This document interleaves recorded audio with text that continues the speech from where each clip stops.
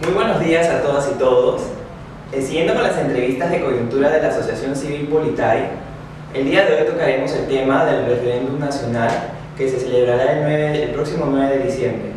Dicho referéndum busca aprobar las 4 reformas constitucionales sobre la nueva conformación de la Junta Nacional de Justicia, que antes se le conocía como Consejo Nacional de la Magistratura, el financiamiento privado de los partidos políticos, la no reelección inmediata de los congresistas y el retorno a la bicameralidad en el Parlamento.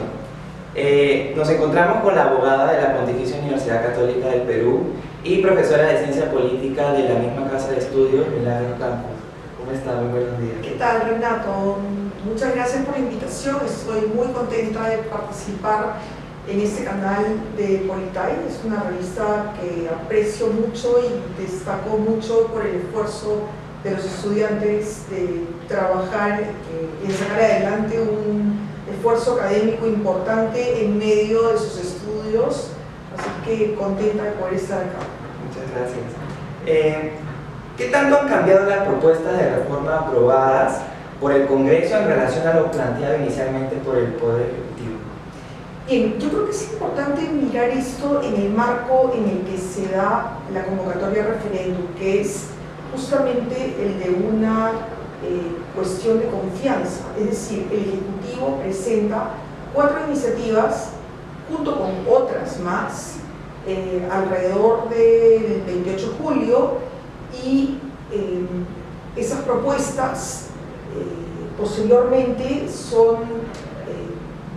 enmarcadas dentro de una cuestión de confianza que presenta el presidente del Consejo de Ministros, el señor César Villanueva. Entonces, para empezar, no se tratan propiamente de iniciativas cualquiera, sino sobre las cuales el Ejecutivo había hecho cuestión de confianza. Esto coloca al Congreso en una situación un poco compleja, porque, por ejemplo, en el caso de bicameralidad, existían más de una docena de proyectos de ley, 18 o 19, corriendo, digamos, bajo estudio en comisiones. Y en el caso del Consejo de la Magistratura ocurría algo similar. Entonces, dentro de los procedimientos parlamentarios, lo que correspondía era o votar tal cual las iniciativas del Ejecutivo o darle ese curso de estudio en comisiones y que sean estudiadas en conjunto con las otras iniciativas de los congresistas y de otras instituciones, incluyendo el propio Ejecutivo, que en estas 2 materias que he mencionado, ya el Ejecutivo del presidente y del gabinete Zavala, me parece, habían presentado iniciativas. Entonces, es en este proceso que surgen algunas modificaciones, como es natural, del propio debate. Todas se mejoran. Los proyectos de ley, cuando llegan y son presentados, no siempre están listos para ser aprobados, tanto los que se presentan desde el Ejecutivo como los que se presentan del Congreso. Entonces era natural que en el debate puedan ser mejorados. Yo considero que han sido modificadas en algunos aspectos importantes, en el caso de la bicameralidad, que comentaremos seguramente, en el caso del Consejo, pero en menor medida, y en el caso de la reelección, en la medida que al incorporarse en el marco de la bicameralidad se ha dejado una ventana abierta para la interpretación. Creo que por ahí va el tema, ¿no? Entonces, en ese orden hay modificaciones importantes. Y de aprobarse de las 4 reformas en el referéndum, ¿qué consecuencias cree usted que generarían en el sistema político? ¿Cuál de ellas impactaría más? A ver, yo en esta parte quisiera referirme al tema de la reelección, ¿de acuerdo? Porque se ha considerado que la reelección no es buena, que debe renovarse íntegramente el Congreso, y yo creo que es bien importante tener en cuenta que estamos yendo contracorriente.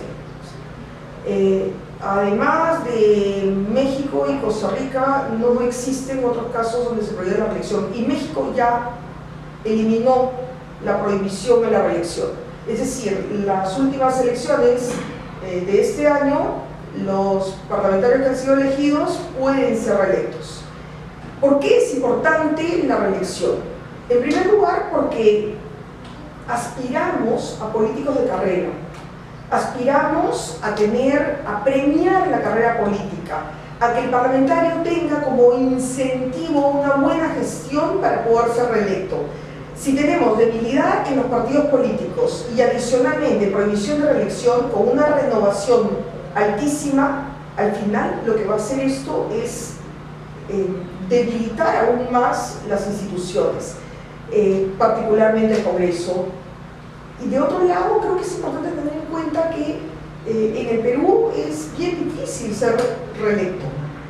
Las tasas de reelección son de las menores en la región y claro, si ya las comparamos con las de Estados Unidos o Europa, vamos a encontrar incluso cifras mucho menores, ¿no? Difícilmente se llega al 30%.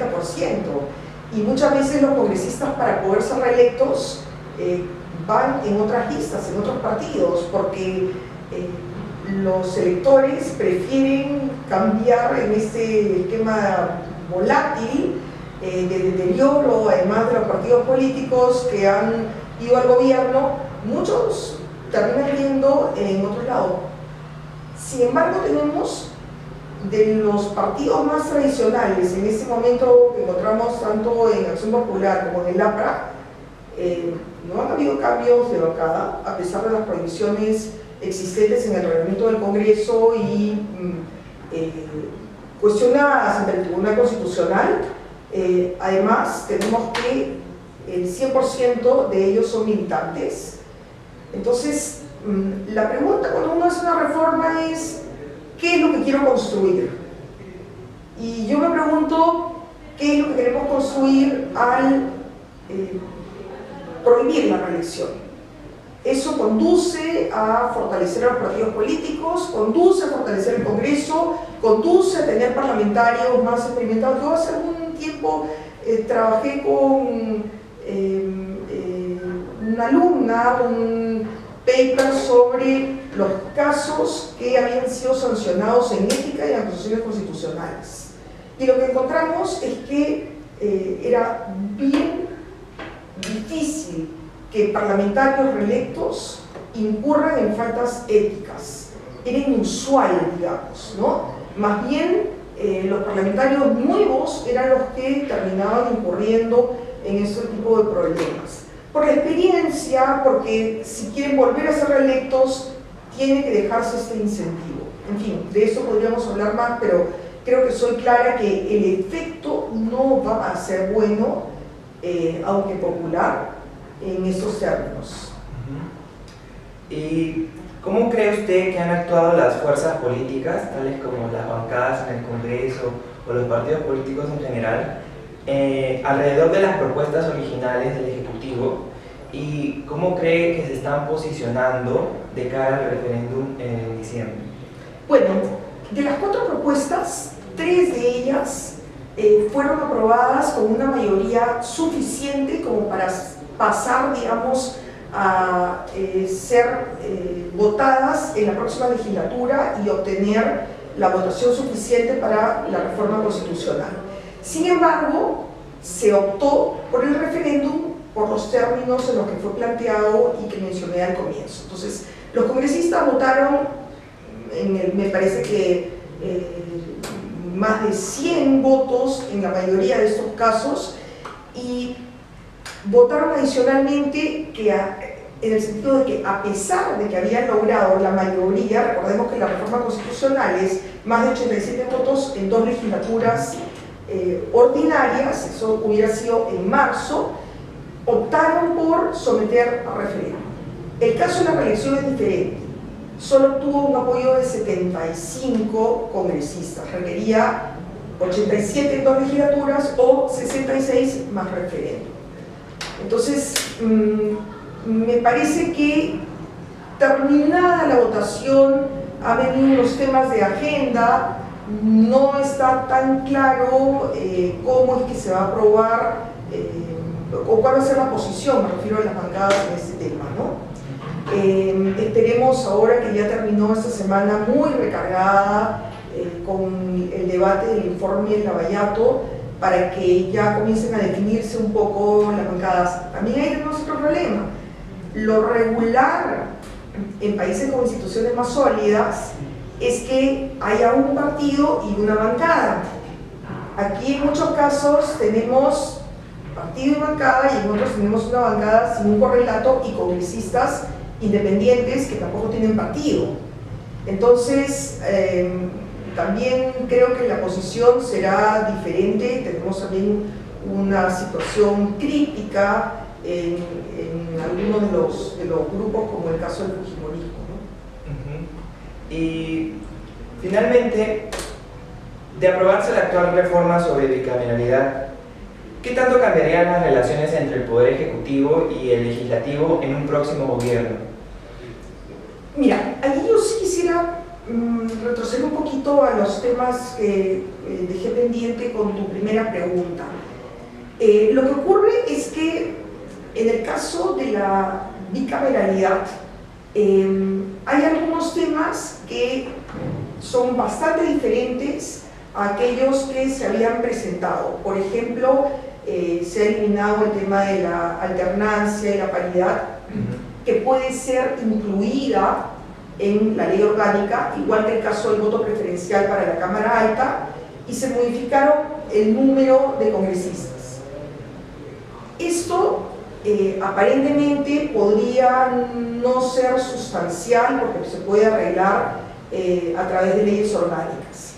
Pero en el caso puntual de la cuestión de confianza, hay una serie de cambios que estarían desnaturalizando la lógica del equilibrio de poderes, esos checks and balances tan importantes que, como lo ha señalado el propio presidente del Tribunal Constitucional, estarían recogidos como un núcleo fijo en el artículo 43 de la Constitución cuando se habla de la separación de poderes y cuando se habla del principio democrático.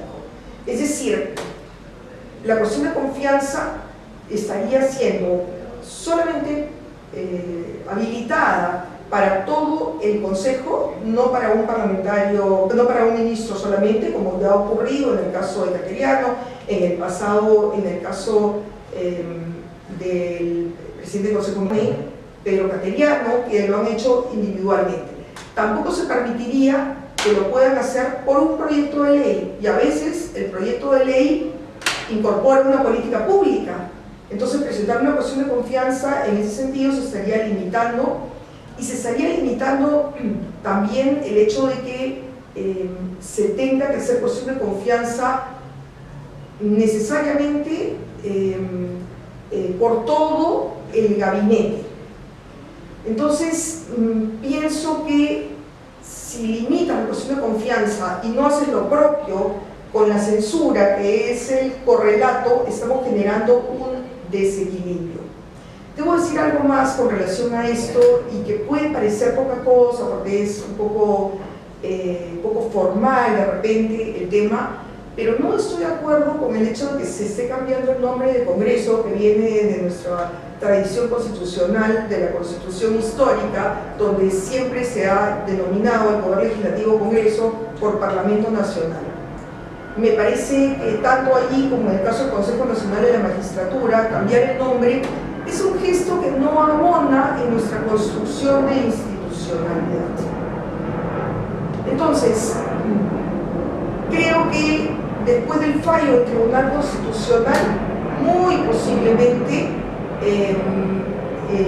si es que se aprueba la bicameralidad en estos términos, será necesario hacer una modificación o presentar otra acción de inconstitucionalidad sobre esa parte, porque será muy difícil que Ejecutivo y Legislativo enfrenten situaciones como la que le ha tocado pasar a este gobierno, donde no ha habido mayoría, pero además donde la mayoría la ha tenido otro partido en el Congreso, sin que haya un equilibrio de poderes, un balance que permita, en aras a la gobernabilidad, buscar que se utilicen los mecanismos de control adecuados.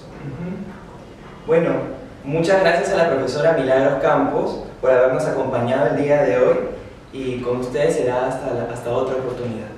Muchas gracias, Renato.